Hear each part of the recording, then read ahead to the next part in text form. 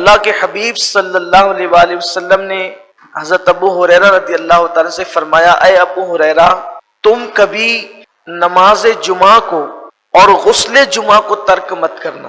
اپنی پوری زندگی میں چاہے جو ہو جائے کوشش کرنا کہ تم سے کبھی جمعہ کی نماز اور جمعہ کا غسل یہ ترک نہ ہو، بلکہ اللہ کے رسول صلی اللہ علیہ وآلہ وسلم نے یہاں تک فرمایا کہ بلا وجہ صرف سستی اور کاہلی کی وجہ سے اگر کوئی جمعہ کی نماز چھوڑ دیتا ہے، نماز جمعہ ترک کر دیتا ہے، تو گویا کہ وہ اپنے گلے سے اسلام کا پٹا اتار کر پھینک دیتا ہے۔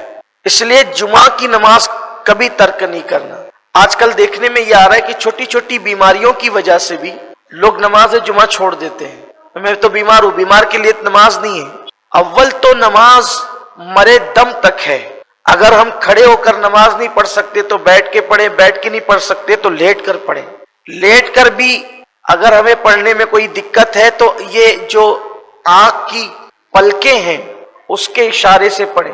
اسی لیے آپ دیکھیں کہ انسان کے جب سارے اعضاء ناکام ہو جاتے ہیں تو آخری تک کی آنکھ کی پلکیں کام کرتی ہے تاکہ آپ اس کے اشارے سے نماز پڑھ سکیں۔ چھوٹی چھوٹی چیزوں میں لوگ نماز جمعہ کو چھوڑ رہے ہیں، اور یہ چیز بھی بڑی بھیانک ہے کہ جمعہ کی نماز کے لیے مسلمانوں پر یہ لازم اور واجب ہے کہ جب اذان جمعہ ہو، اذا نودی للصلاة من یوم الجمعہ فاسعوا الی ذکر اللہ وذروا البیع، کہ جب تم اذان جمعہ سنو، تمہارے کانوں میں جمعہ کی اذان پہنچے تو اپنے کاروبار کو بند کر دو اور اللہ کے ذکر کے لیے مسجدوں کی طرف دوڑ پڑو۔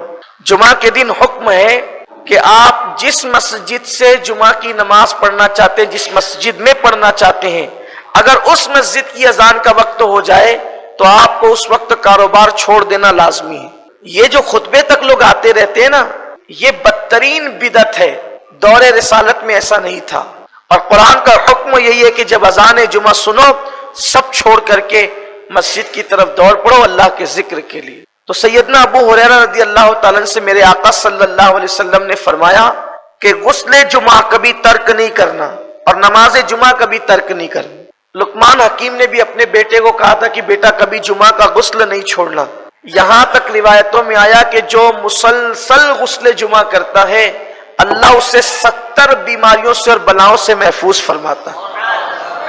اور حدیث پاک میں یہ بھی آیا ہے کہ جمعہ کا جس نے احترام کیا، جس نے جمعہ کی تعظیم کی، اور شب جمعہ میں جس نے سنت مصطفیٰ کے مطابق وظیفہ زوجیت ادا کیا اور پھر اس نے غسل کیا اور خوشبو لگا کر وہ مسجد کی طرف چلا، تو ہر قطرے کے بدلے میں اللہ تعالیٰ اسے 1 سال کی عبادت کا ثواب عطا فرماتا ہے۔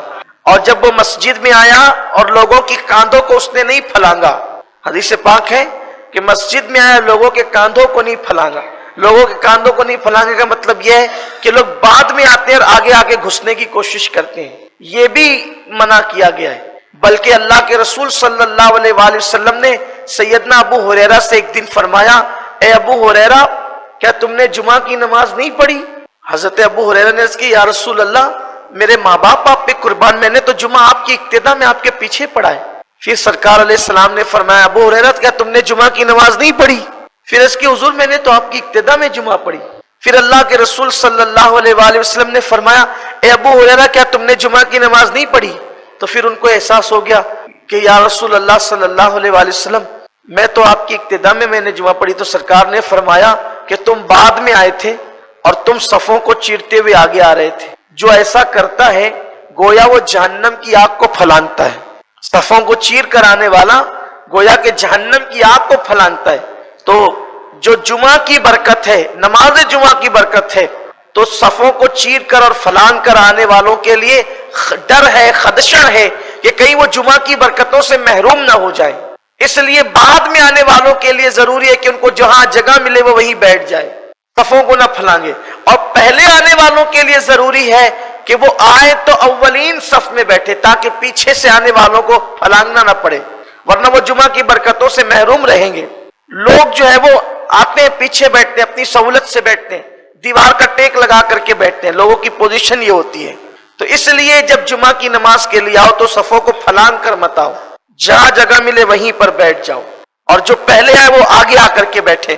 اللہ کے رسول صلی اللہ علیہ وآلہ وسلم نے فرمایا کہ اگر لوگوں کو پہلی اور اولین صفوں میں بیٹھنے کی فضیلت معلوم ہو جائے، لوگوں کو پہلی اولین صفوں میں بیٹھنے کی فضیلت معلوم ہو جائے تو لوگ مسجد میں قرآن اندازی کرنے لگے کہ پہلی صف میں کون بیٹھے گا، اور بلکہ یہاں تک فرمایا کہ لوگ مسجد میں تلوار نکالیں گے پہلی صف میں بیٹھنے کے لیے اگر ان کو صف اول میں بیٹھنے کی فضیلت پتہ چل جائے۔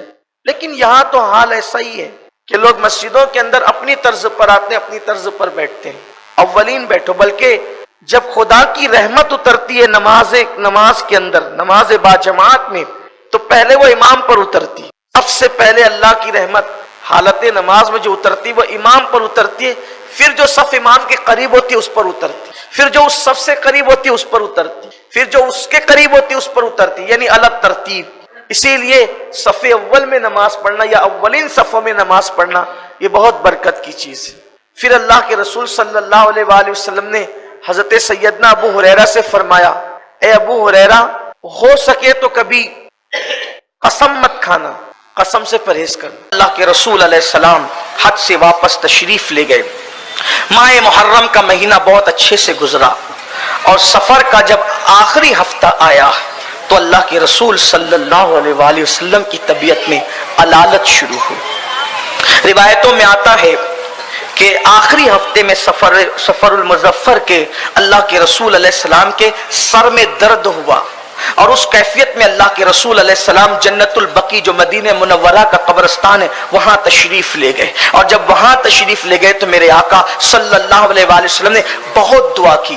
ساتھ جانے والے صحابی کہتے ہیں حضور نے اتنی دعا کی، اتنی دعا کی، اتنی دعا کی، اتنی دیر تک ان کے لیے، بقیع والوں کے لیے دعا کی۔ وہ صحابی کہتے ہیں میں تمنا کر رہا تھا کہ میں بھی اس میں دفن ہوتا تاکہ حضور کی دعا میں میرا بھی حصہ ہوتا، اتنی دیر تک دعا فرمائی۔ اور جب درمیان میں یوں بھی ہوا کہ جب آیہ کریمہ نازل ہوئی، الیوم اکملت لکم دینکم واتممت علیکم نعمتی وردیت لکم الاسلام دینا، اللہ پاک فرماتا ہے محبوب ہم نے تمہارے لیے تمہارا دین مکمل کر دیا، اور اللہ دین اسلام دے کر تم سے راضی ہو گیا۔ اللہ کے رسول علیہ السلام پہ جب یہ آیت نازل ہوئی تو اللہ کے حبیب علیہ الصلوۃ والتسلیم نے صحابہ سے فرمایا، لوگوں اللہ نے اپنے ایک بندے کو یہ اختیار دیا، اللہ نے اپنے بندے کو یہ اختیار دیا، چاہے وہ زمین پر رہے چاہے وہ رفیق اعلیٰ سے ملاقات کرے۔ جب یہ بات سنی تو صدیق اکبر رو پڑے۔ یاد رکھنا اللہ کے رسول سے جس کو جتنا تقرب ہوتا ہے حضور کی باتیں اس کو اتنی زیادہ سمجھ میں آتی ہے، یہ بات اچھی طرح ذہن میں ہونی چاہیے۔ اللہ اکبر۔ جس وقت تو آقا نے فرمایا صدیق اکبر کی آنکھوں میں آنسو، داڑھی آنسوؤں سے تر، ہچکیاں لے لے کر کے رو رہے ہیں، تو حضرت فاروق اعظم نے ایک سخت جملہ فرمایا کہ ان کو کیا ہو گیا؟ انہوں نے دوسرا جملہ کہا، میں صرف اس کو میں مفہوم کے طور پر جو ہے وہ پڑھ کر آگے گزرنا چاہتا ہوں، اصل جملہ دوسرا ہے۔ انہوں نے غصے میں کہا ان کو کیا ہو گیا؟ حضور علیہ السلام اتنی اچھی بات کر رہے ہیں، کیا پیاری بات کر رہے ہیں کہ اللہ نے بندے کو اختیار دیا کہ وہ دنیا میں رہے یا رفیق اعلیٰ سے ملے، تو اس نے رفیق اعلیٰ سے ملنا پسند کیا۔ فاروق اعظم نے جب کہا تو صدیق اکبر نے کہا عمر، جس کو موت و حیات کا اختیار ملے وہ اللہ کے رسول کے سوا اور کون ہو سکتا ہے؟ محبوب کبریا کے سوا اور کون ہو سکتا ہے؟ اے عمر، جلد ہی اب یہ چہرہ نظروں سے اوجھل ہونے والا ہے، جلد اب یہ چہرہ نگاہوں سے اوجھل ہوگا، اب یہ چہرہ نظر نہیں آئے گا۔ حجۃ الوداع کے موقع پر کئی اشارے دی اللہ کے رسول علیہ السلام نے کہ میں شاید آئندہ سال تم مجھے نہ پا سکو، اور پھر بار بار حضور علیہ السلام ایک بات کرتے رہے، اذکرکم اللہ فی اہل بیتی، اذکرکم اللہ فی اہل بیت، میری اہل بیت کے بارے میں اللہ سے ڈرتے رہنا، میری اہل بیت کے بارے میں اللہ سے ڈرتے رہنا۔ حضور واضح اشارے کرنے کربلا کے فرما رہے میرے بعد اللہ میری اہل بیت کے بارے میں تم کو آزمائے گا کہ تم میرے بعد میری اہل بیت کے ساتھ سلوک کیا کرتے ہو۔ اور پھر اللہ کے حبیب علیہ السلام سفر المظفر کہ آخری ہفتے میں جو ہے وہ علیل ہوئے، اور جب بیماری بڑھتی گئی تو اللہ کے حبیب علیہ الصلوۃ والتسلیم نے امہات المومنین سے اجازت لے کر سیدہ طیبہ طاہرہ عائشہ صدیقہ رضی اللہ تعالی عنہا کے حجرے میں قیام فرمانا گوارا کیا۔ اللہ اکبر۔ پھر آقا کریم صلی اللہ علیہ وآلہ وسلم حجرے رسول میں رہے، تقریباً 15 دن یا 16 دن तसलसल के साथ अल्लाह के रसूल पर जो है वो बीमारी रही और मरज़ विसाल में रहे। सहाबा कहते हैं इतना बुखार था कि अगर हाथ रखते थे तो हाथ के अंदर इतनी ताकत नहीं थी कि उस बुखार को बर्दाश्त हम कर सके। हम कहते या रसूलल्लाह आपको इतना बुखार, आपको इतना बुखार। तो अल्लाह के हबीब अलैहिस्सलाम फरमाते हैं कि अंबियाए किराम पर आजमाइश लोगों से ज्यादा होती है। जो अल्लाह का जितना मुकर्रब होता है उसको आजमाइश उतनी ज्यादा होती है। हजरत उम्मुल मोमिनीन आयशा सिद्दीका फरमाती हैं कि बुखार की तपिश और हरारत इतनी थी कि हम लोग चादर गीली करके रसूलुल्लाह के जिस्म अतहर पे डालते और थोड़ी देर में वो सूख जाती। हुजूर अलैहिस्सलातु व तस्लीम पानी के कटोरे में हाथ डालकर चेहरे पे मलते और फरमाते मौत की सख्ती है, मौत सख्त है। अल्लाह के हबीब अलैहिस्सलाम ये फरमाते। और फिर उन 15 दिनों में या 16 दिनों के अंदर अल्लाह के हबीब अलैहिस्सलाम जब मस्जिद नहीं गए तो अल्लाह के हबीब अलैहिस्सलाम ने फिर इशारा दिया। देखो हज के लिए किसका इंतखाब किया अमीरुल हज के लिए? सिद्दीक अकबर का। अब नमाज की बारी आई तो आका अलैहिस्सलाम फरमाते हैं कि जाओ और अबू बकर से कह दो कि वो मेरे मुसल्ले पर नमाज। हुजूर अलैहिस्सलाम व तस्लीम की अलालत बढ़ी और फिर एक वक्त वो आया कि अल्लाह के रसूल अलैहिस्सलाम ने फरमाया कि बिलाल जाओ, बिलाल जाओ और जाकर मदीने की गलियों में ऐलान कर दो आज अल्लाह के रसूल आखिरी खुतबा देंगे। अल्लाह के रसूल अलैहिस्सलाम आज आखिरी खुतबा देंगे। हाय हाय हाय, जब ये बात बिलाल ने सुनी, हजरत बिलाल से कहा जा रहा है देखो तो से आखिरी खुतबा, हुजूर का आखिरी खुतबा, हुजूर आखिरी खुतबा। बिलाल ने सुना, मैं हिचकियां बन गई, हुजूर आखिरी खुतबा। हाँ बिलाल जाओ ऐलान कर दो मदीने की गलियों में। जिसने सुना अपने बेगाने ने रो पड़े, लोग दिल पकड़ लिए, काम छोड़ छोड़ के मस्जिद में आए। अल्लाह के रसूल अलैहिस्सलाम ने फिर हजरत मौलाए कायनात का कंधा एक तरफ से और एक तरफ से हजरत अब्बास का कंधा थामा और थाम करके जो है वो तशरीफ लाए और आने के बाद मिंबर पे बैठ गए। और फिर उसके बाद आका अलैहिस्सलाम ने बार बार फरमाया, आका फरमाते हैं किसी का हक मुझ पे बाकी है ले लो, किसी का कर्ज है ले लो, किसी का जो है ले लो। मैं अल्लाह के यहाँ इस हालत में जाना चाहता हूँ कि किसी का कोई बोझ मुझ पर ना, यहाँ देना आसान वहां देना मुश्किल। बहुत बार बार वास्ते दिए। एक साहब खड़े हुए, अर्ज की या रसूल अल्लाह सल्लल्लाहु अलैहि वसल्लम 4 दिरहम मेरे कर्ज निकलते हैं आप पर।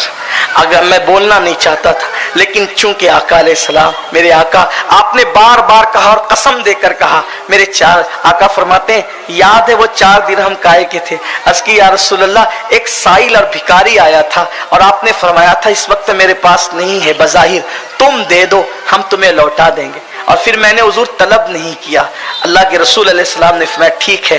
हजरत अब्बास ने जो है वो रकम अदा फरमा दी, ये लो।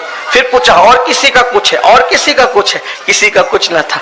फिर मेरे आका ने फरमाया ऐ मेरे सहाबा बताओ अल्लाह ने मुझे जो दीन लेकर के भेजा था क्या वो दीन का पूरा पैगाम मैं पहुंचा चुका? मैंने पूरा दीन पहुंचा दिया, मैंने कोई कोताही तो नहीं की? सहाबा घुटनों के बल खड़े हो गए, आवाज बुलंद हुई या रसूल अल्लाह हम गवाही देते हैं आपने अल्लाह का दीन हम तक पहुंचाया, कुछ नहीं छुपाया। हुजूर अलैहिस्सलाम ने हाथ उठा, अल्लाह ये गवाही देते हैं तू भी गवाह रहना कि तूने मुझ पे जो नाजिल किया मैंने मिन व अन को पहुंचा दिया। ये गवाही देते तू गवाह रहना। हुजूर गवाही ले रहे हैं क्यों? ऐ लोगो दीन मैंने तुम तक पहुंचाया जैसा कि मुझे अल्लाह ने दिया मैंने तुम तक पहुंचाया। अब मतलब क्या?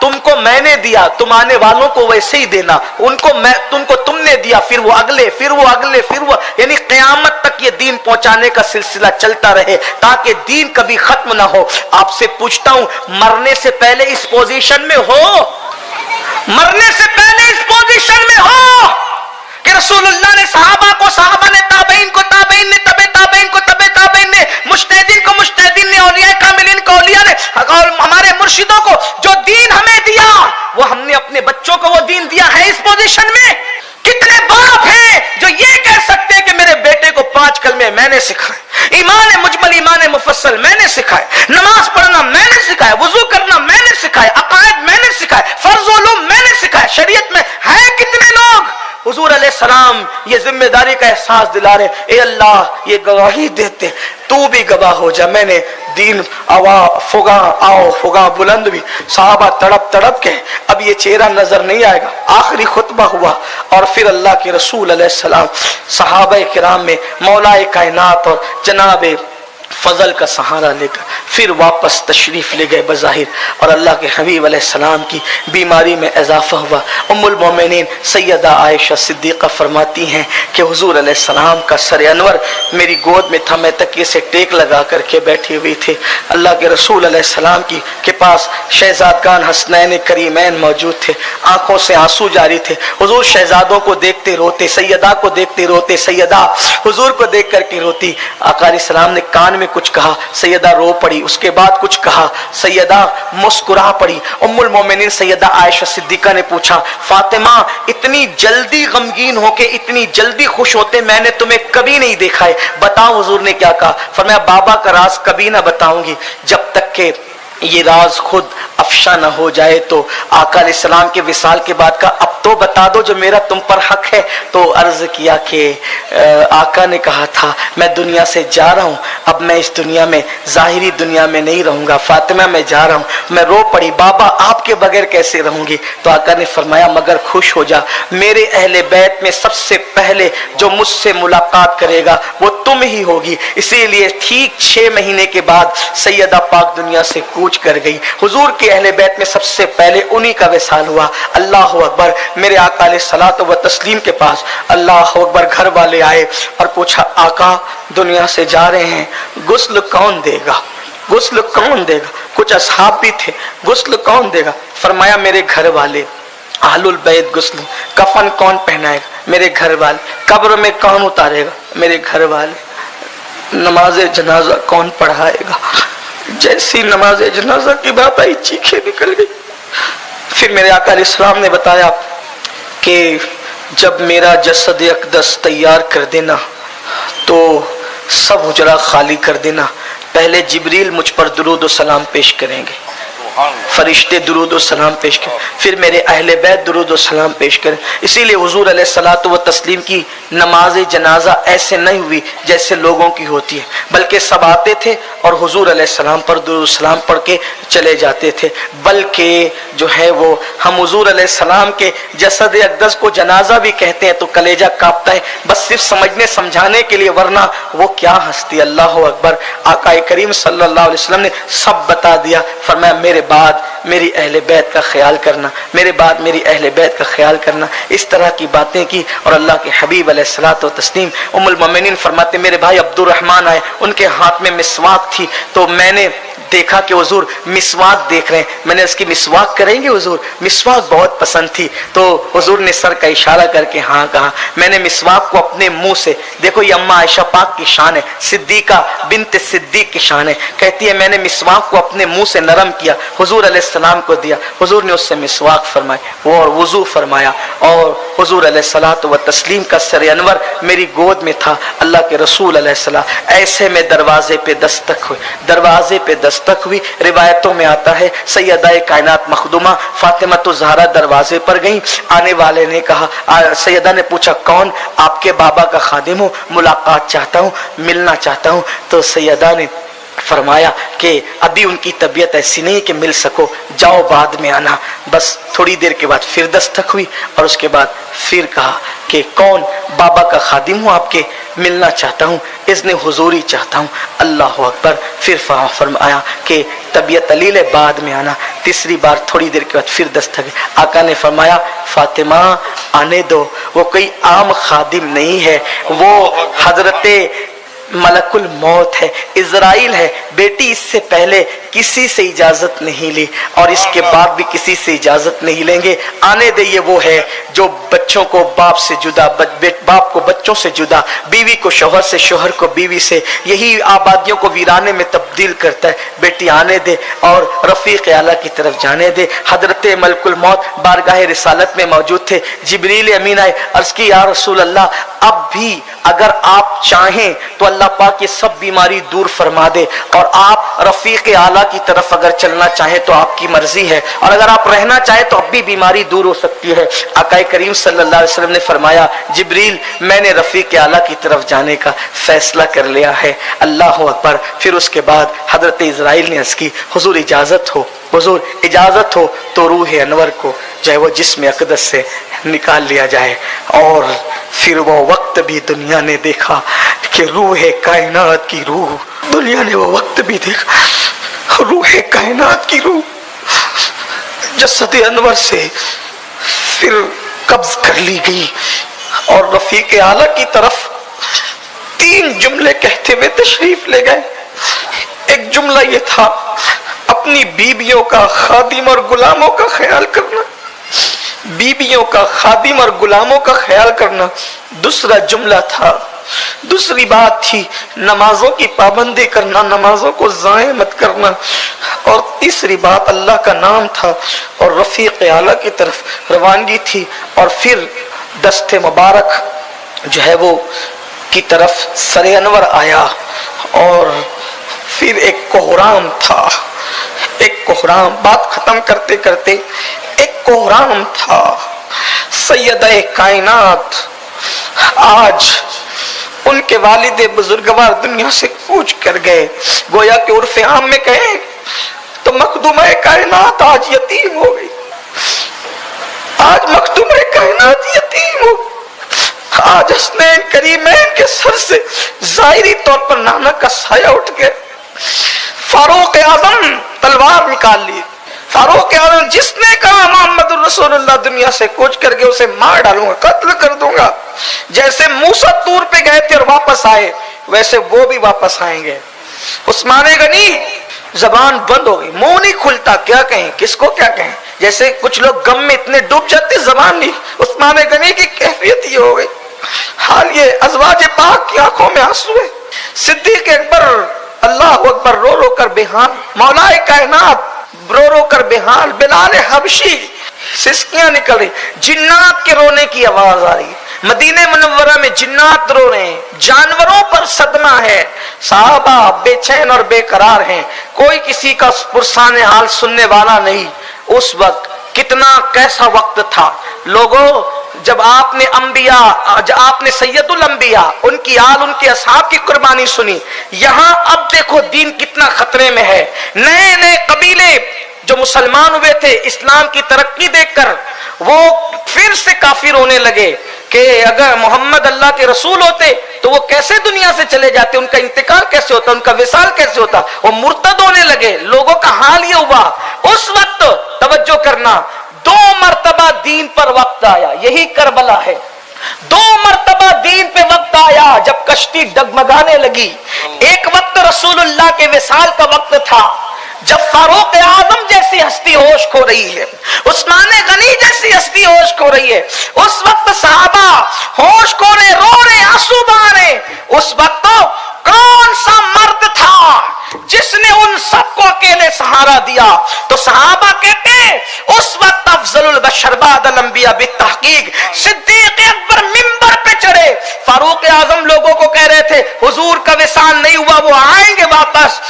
صدیق اکبر باہر آئے، حضور کی پیشانی چوم کر، حضور علیہ السلام کو سوتی کپڑا جو وہ اڑا دیا گیا تھا، صدیق اکبر آئے، حضور کو دیکھا، پیشانی چومی اور کہا اللہ آپ ظاہری حیات میں بھی جو وہ مشکبار تھے اور آپ مہکتے تھے، اور بعد وصال بھی آپ مہک رہے یا رسول اللہ۔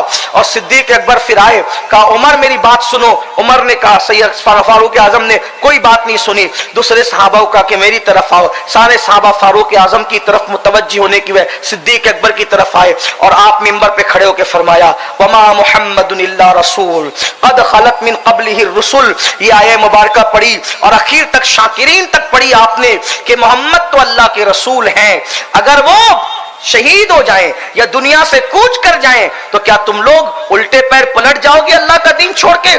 صدیق اکبر نے فرمایا لوگوں اگر تم محمد کی عبادت کرتے تھے تو جان لو کہ محمد الرسول اللہ دنیا سے تشریف لے گئے، اور اگر تم اللہ کی عبادت کرتے ہو تو اللہ حی و قیوم ہے اور وہ ہمیشہ باقی رہنے والا ہے اور اس کی ذات ہمیشہ باقی رہنے والی ہے. صحابہ کہتے ہیں ایسا لگتا تھا جیسے یہ آیت ہم نے پہلی مرتبہ سنی اور پھر اس کے بعد اللہ اکبر صحابہ کو یقین ہو گیا کہ اللہ کے رسول دنیا سے تشریف لے گئے, کیونکہ اللہ نے حضور کے جانے سے پہلے حضور کے جانے کا حال بیان فرما دیا اس آیت میں, وما محمد الا رسول قد خلت من قبلہ الرسل. صحابہ کو یقین ہو گیا حضور کا وصال ہو گیا. پھر اس کے بعد اب صحابہ حضور علیہ الصلوۃ والتسلیم کے آخری آرام کی تیاری شروع کرتے ہیں.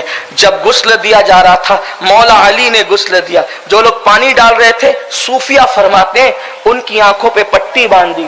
یہ صوفیہ کی روایت. جو لوگ پانی ڈال رہے تھے ان کی آنکھوں پہ پٹی باندھ دی. پٹی اس لیے باندھ دی گئی تھی کہ حضور علیہ السلام نے فرمایا کہ میرے سطر پر اگر کسی کی نظر پڑ گئی تو وہ اندھا ہو جائے گا. اس لیے سوائے مولائے کائنات کرم اللہ تعالی وجہ پھر انہوں نے غسل دیا.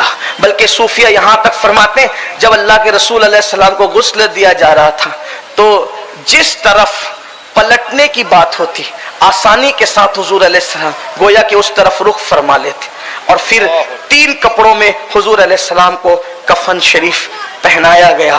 اور اس کے بعد پھر اب اس پر سوال کھڑا ہوا کہاں حضور علیہ السلام کی لحد مبارکہ بنے. تو کسی نے کہا بقیع لے جائیں گے, کسی نے کہا حضرت ابراہیم علیہ السلام کا مزار جہاں ہے وہاں لے جائیں گے.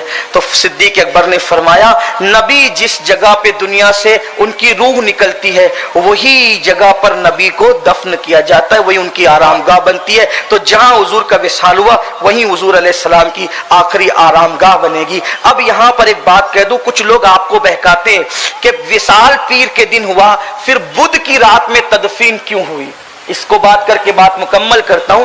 جب وصال پیر کے دن ہوا تو بدھ کی رات کو اتنی تاخیر کی ہوئی کہ پیر کا پورا دن گیا, پیر کی رات گئی, منگل کا دن گیا, منگل کی رات گئی, بدھ کا دن گیا, بدھ کی رات آ گئی, اتنی دیر تک کہ جسم پاک جسد اقدس کیوں رہا. پہلی بات اللہ کی حکمت یہ تھی تاکہ 4 دن تک جسد اقدس ویسے ہی رکھا رہے اور دنیا کو پتا چل جائے کہ محبوب کے جسم میں تغیر رونما نہیں ہو. لوگ اپنے ابا دادا کو رکھتے ہیں, کوئی پنکھا لگاتا ہے, کوئی برف لگاتا ہے, کوئی ٹھنڈے کولر اس میں رکھتے ہیں, ہے نا, پھر بھی چہرے دیکھنے کے قابل نہیں رہ جاتے. لیکن اس دور میں تو یہ سارے انتظامات نہیں تھے. حضور علیہ السلام کے جسد مبارکہ میں کوئی تبدیلی نہیں. لوگ دیکھ لیں کہ حضور ظاہری جسم کے ساتھ جب حیات تھے, ظاہری زندگی میں تو بھی معطر تھے اور بعد وصال بھی معطر رہے. اور دوسری بات یہ تھی کہ حجرہ عائشہ سیدہ عائشہ, آپ مدینہ شریف گئے, جو گئے اللہ مبارک کرے, جو نہیں گئے اللہ انہیں جلد مدینہ شریف دکھائے اور اللہ ہمیں بھی آپ کو بھی بار بار دکھائے. حضور علیہ السلام اس وقت جہاں آرام کر رہے ہیں وہ 2 حجرے ہیں, حجرہ سیدہ فاطمہ اور حجرہ عائشہ. لیکن حضور علیہ السلام جس وقت وصال فرمایا تو اس وقت تو اتنا بڑا بھی حجرہ شریف نہیں تھا, اس وقت تو حجرہ عائشہ صدیقہ ہی تھا. تو چونکہ لوگ آتے جاتے اور درود پڑھتے سلام پڑھ کے جاتے, آتے درود پڑھ کے سلام پڑھ, تو چھوٹی چھوٹی ٹکڑیوں میں لوگ گروہ در گروہ آتے, درود و سلام پڑھ کے جاتے, تو وہ چونکہ وہاں سے جسم اقدس کو باہر نہیں نکالا گیا تھا, حضور علیہ السلام کا جسم پاک حجرہ سیدہ عائشہ ہی میں رکھا گیا تھا اور وہیں آ کر کے لوگ درود و سلام پڑھتے تھے. تو ہزاروں اصحاب آتے گئے, درود و سلام پڑھ کے جاتے گئے, آتے گئے. تو تاخیر کی ایک وجہ یہ بھی تھی. اور پھر اس کے بعد اللہ کے رسول علیہ السلام کو لحد اطہر کے سپرد کر دیا گیا اور اس طرح سے حضور اکرم صلی اللہ علیہ وسلم نے اس دنیا سے عالم بقا کی طرف اپنی شان کے مطابق کوچ فرمایا. اور اس طرح سے ہمارا عقیدہ یہ واضح ہو گیا کہ انبیاء کو بھی اجل آنی ہے, مگر ایسی کہ فقط آنی ہے. پھر وہی موت کے بعد ان کی حیات مثل سابق وہی جسمانی ہے. اس کی ازواج کو جائز ہے نکاح, اس کا ترکہ بٹے جو فانی ہے. نبیوں کو موت آتی ہے, ایک آن کے لیے آتی ہے, پھر وہ ہمیشہ کے لیے زندہ کر دیے جاتے ہیں. تو زندہ ہے واللہ, تو زندہ ہے واللہ, میری چشم عالم سے چھپ جانے والے. اسی لیے ان کی بیویوں کو بیویاں ہی کہا جاتا ہے, بیوہ نہیں کہا جاتا. اور ان کی بیویاں جو ہے وہ بیویاں ہی ہے، اس لیے کہ بیواؤں سے نکاح ہو سکتا ہے، بیویوں سے نکاح نہیں ہو سکتا۔ تو انبیاء کرام کی ازواج پاک سے ان کے وصال کے بعد اس لیے کسی کا نکاح نہیں ہو سکتا کہ انبیاء اپنی قبروں میں زندہ ہے۔ اور وَلَلْآخِرَةُ خَيْرٌ لَكَ مِنَ الْأُولَىٰ کے تحت اگر دیکھیں، اللہ فرماتے ہیں آپ کی پچھلی گھڑی آپ کی پچھلی گھڑی سے آنے والی گھڑی بہتر ہے۔ تو گویا کہ جب آنے والی گھڑی آتی ہے تو ہر چیز میں ترقی ہوتی ہے، تو حیات مبارکہ کا کیا عالم ہوگا۔ اس لیے حضور قبر انور میں جسمانی حیات کے ساتھ ہے، یعنی شہیدوں جیسی حیات نہیں ہے، شہیدوں سے بڑھ کر مصطفیٰ جان رحمت کی حیات ہے، اور وہ زندہ ہے الحمدللہ۔ ہم کلمے میں یہی تو پڑھتے ہیں محمد الرسول اللہ، محمد اللہ کے رسول ہیں۔ اب آخری بات عرض کر دوں، سب پر غم تھا، سب پر غم تھا، لیکن آپ جانتے ہیں جو جتنا چہیتا اور جتنا چاہتا ہے، جملے پہ غور کرے، جو جتنا چہیتا اور جو جتنا چاہتا ہے اس کو اتنا ہی صدمہ ہوتا ہے۔ سیدہ کائنات کو اتنا صدمہ تھا کہ جب وصال کے بعد حضرت بلال سیدہ کی طرف آئے تو آپ نے فرمایا بلال کیسے ہمت ہوئی ان ہاتھوں کی کہ میرے بابا کو لحد کے سپرد کرے۔ اور آپ کہتی تھی بابا آپ کے جانے سے مجھ پر وہ غم ٹوٹا ہے کہ اگر وہ غم پہاڑ پہ ڈال دیے جائے تو پہاڑ پگھل جائیں، اور دنوں پہ ڈال دیے جائیں تو دن راتوں میں تبدیل ہو جائیں، سمندر پہ ڈال دیے جائیں تو سمندر خشک ہو جائیں۔ سیدہ پاک پوری زندگی بعد وصال رسول روتی رہی اور صرف روتی رہی، اور بالآخر اسی صدمے میں سیدہ پاک نے دنیا سے وصال فرمایا۔